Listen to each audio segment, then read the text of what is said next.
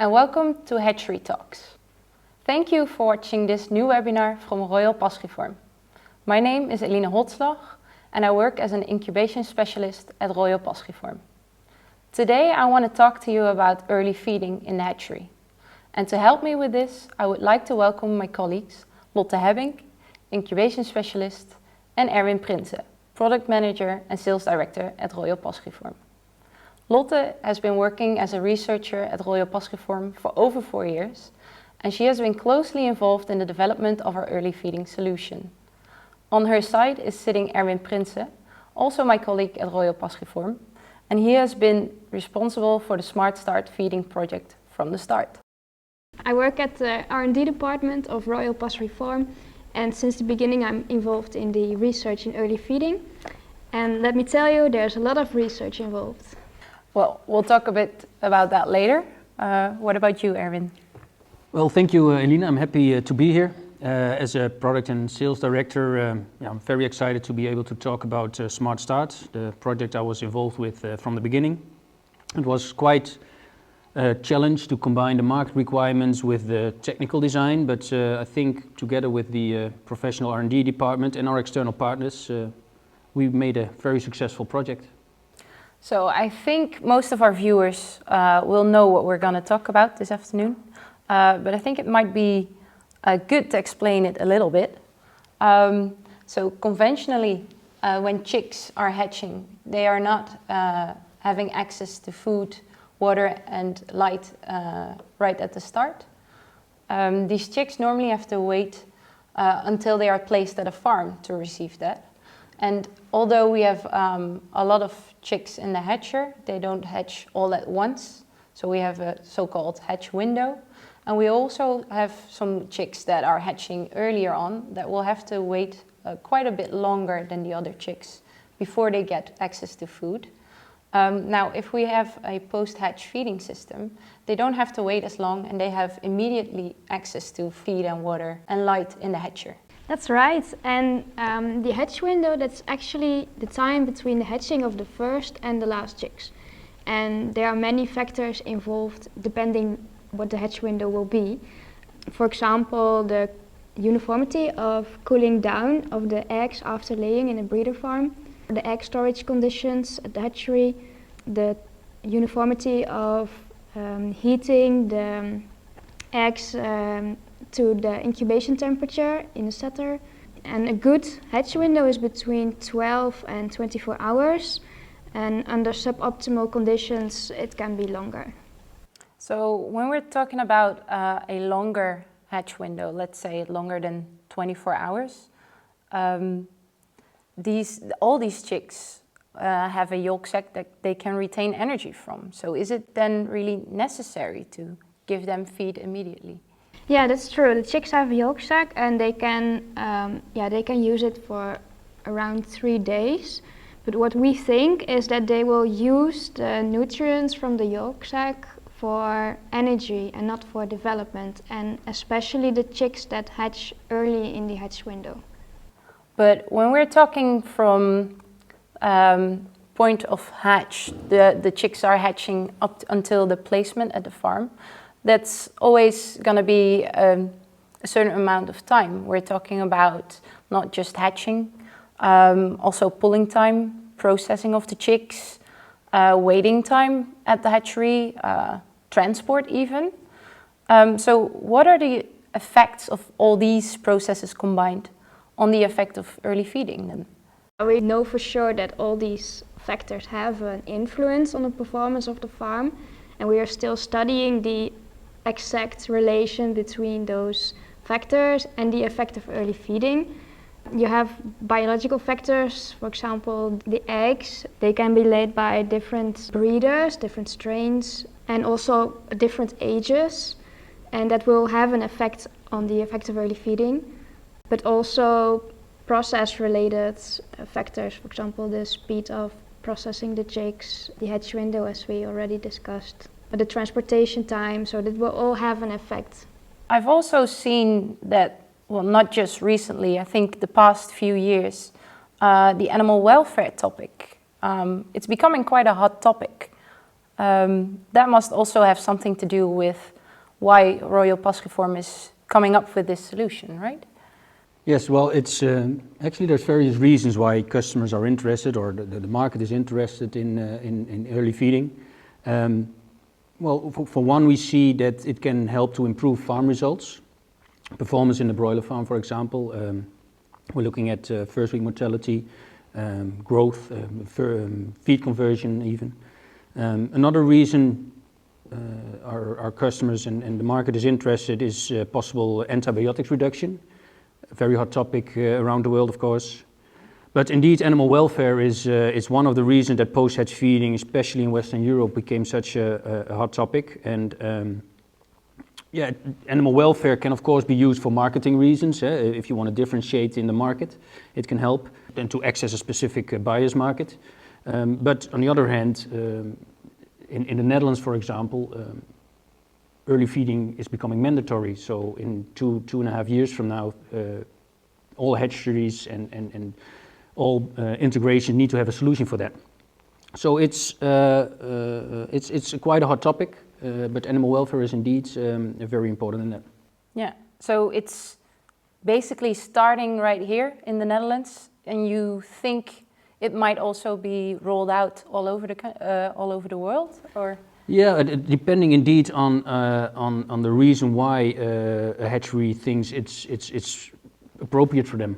Again, if they are accessing a certain animal welfare market, or if it's because of their policy, or maybe even in some more countries it becomes a requirement, yeah, then of course these hatcheries can be interested. But I think the biggest and the majority of the hatcheries in the world are looking at the farm performance, why this is so interesting.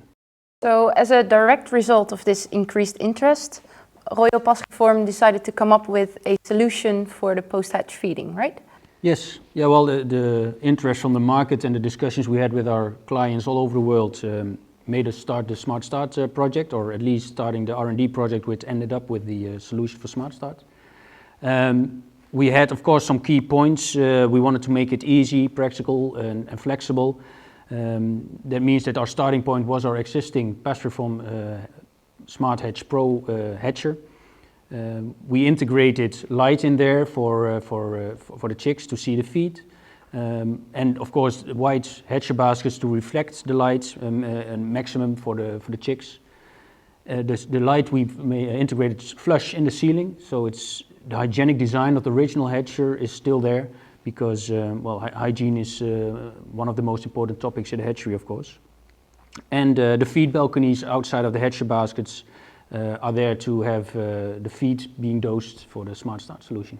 Right, because we have the balconies on the side of the hatcher baskets, right? Yeah. Lotte, I think you were more involved with the idea of the whole balcony itself. Yeah, because we have the lights in the ceiling.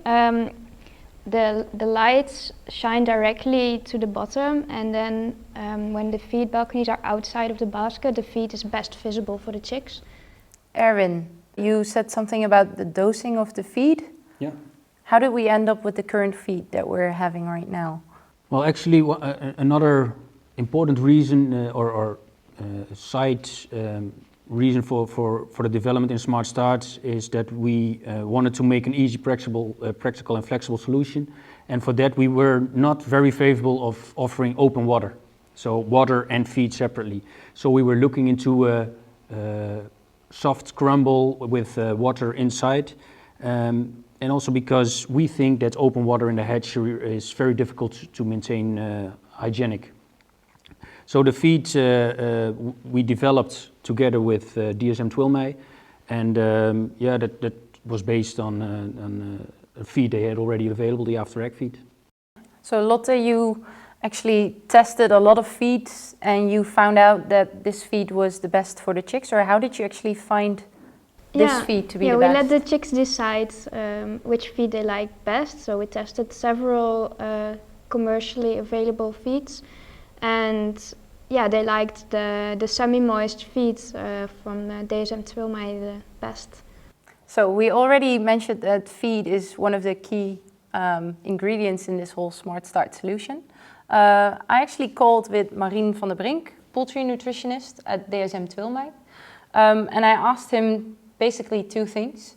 What is so special about after egg food, and what makes it so good for our Smartstart solution? The nutrient levels of after egg food on dry matter basis are based on a practical pre-starter diet for broiler chicks, which is fed for approximately 100 grams per chick normally. And the focus is on an optimal growth and development, mainly on immunity and gut health. We use easily digestible ingredients and also some unique additives, mainly from our DSM portfolio.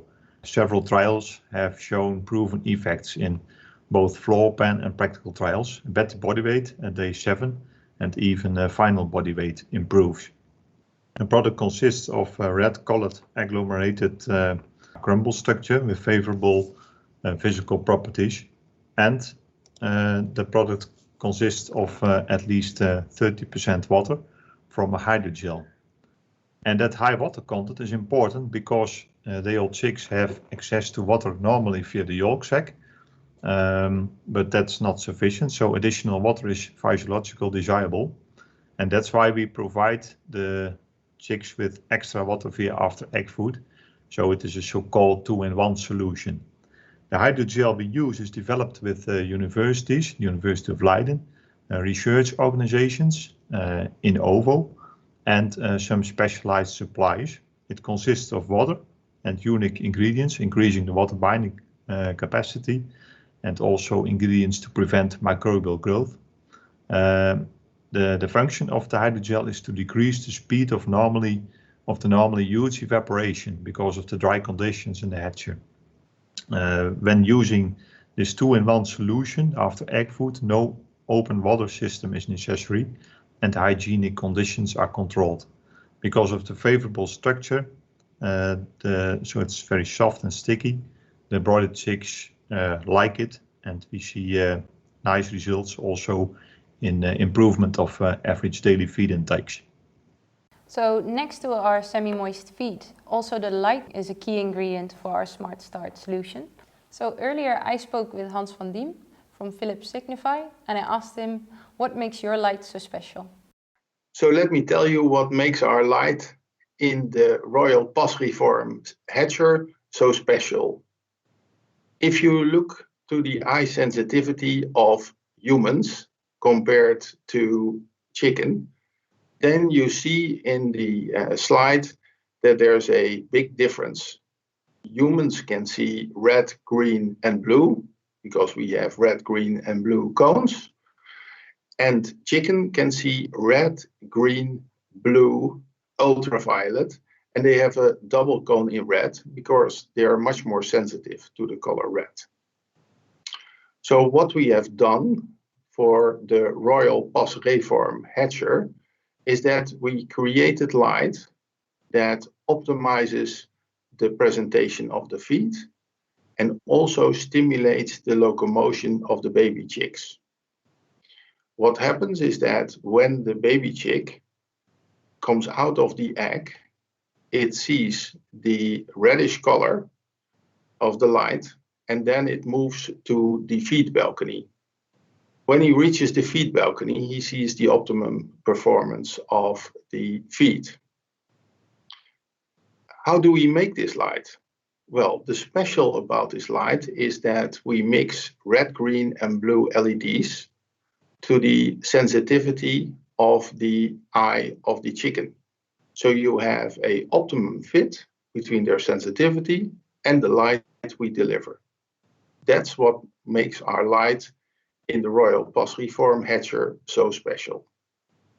So if we're looking at the chick itself, what are the benefits for the chick? Well, of course, we can offer improved animal welfare in the form of offering light at the time of hatch. Access to feed and water is also, as an animal welfare perspective, an improvement. And this access to feed with the water has a very positive effect also on the development of the intestinal tract. Yeah. From science point of view, there are many articles about early feeding.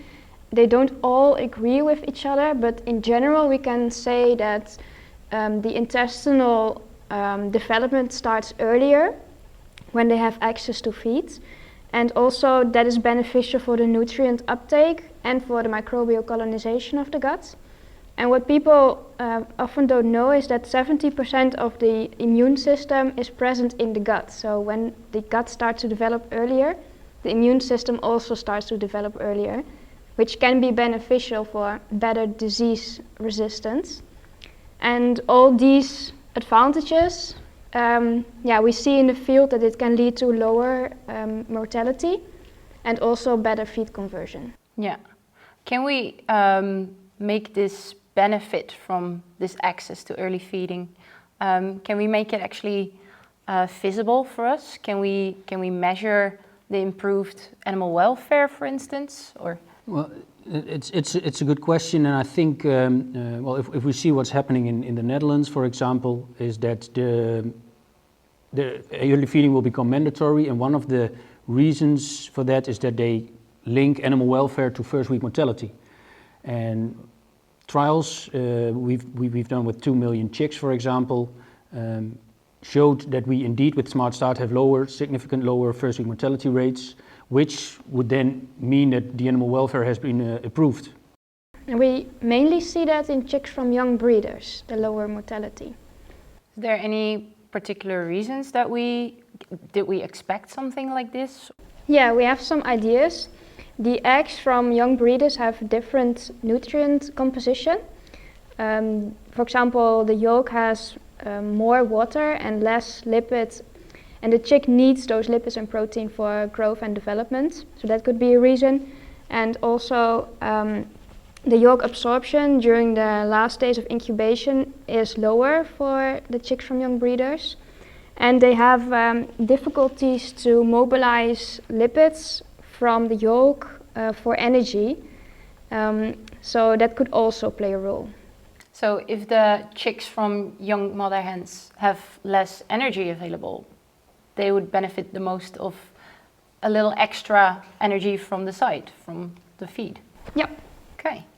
Yeah, as a matter of fact, we sometimes call this correction of imperfection. So that means that if something in the whole production line is less optimum, Smartstart can really help to compensate. For example, indeed, eggs coming from young breeder flocks, long storage times, anything which influences the quality of the egg, for example, or the incubation time, well, can be beneficial for Smartstart to improve.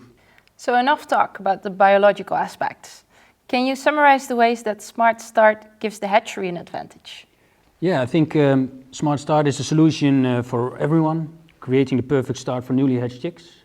And basically there's several reasons. We have maximum flexibility, which means that there's flexible use of individual components of Smartstart. That together with the easy integration in existing hatcheries. Smartstart is based on the SmartHatch Pro hatcher of Pastreform, meaning that also existing customers can convert their hatcher to Smartstart, but also in the meantime still can use that hatcher for regular hatching by switching between the amount of eggs in the Smartstart basket. And therefore it's adjustable for different circumstances. And together with the precision feeding and the intelligent lighting, we have the complete Smartstart post-hatch feeding solution available while maintaining optimum hygiene in the hatcher, because animal welfare is very important, farm performance as well, but food safety is also by far number one. So all in all, I think it's an easy, flexible and a practical solution. So easy, practical and flexible. That sounds like a perfect wrap-up.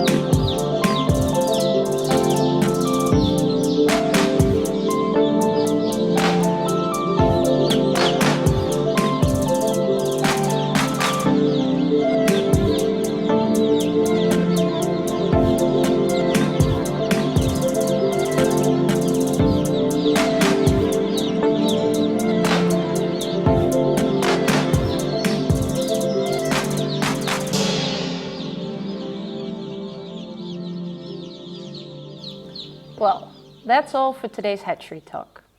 Thank you, Lotte and Erwin, for joining me today and sharing your knowledge with us. I always think it's interesting to go a little more in depth to find out how such a solution came about and what the benefits are for the hatcheries. I also want to thank you, our viewers, for watching this edition of Hatchery Talks. See you next time. Thank you for listening to Hatchery Talks. Hatchery Talks is a new initiative from Royal Pas Reform, bringing together hatchery professionals to share the latest insights, trends, and tips for best hatchery practice. Royal Pas Reform, for the highest number of best quality chicks.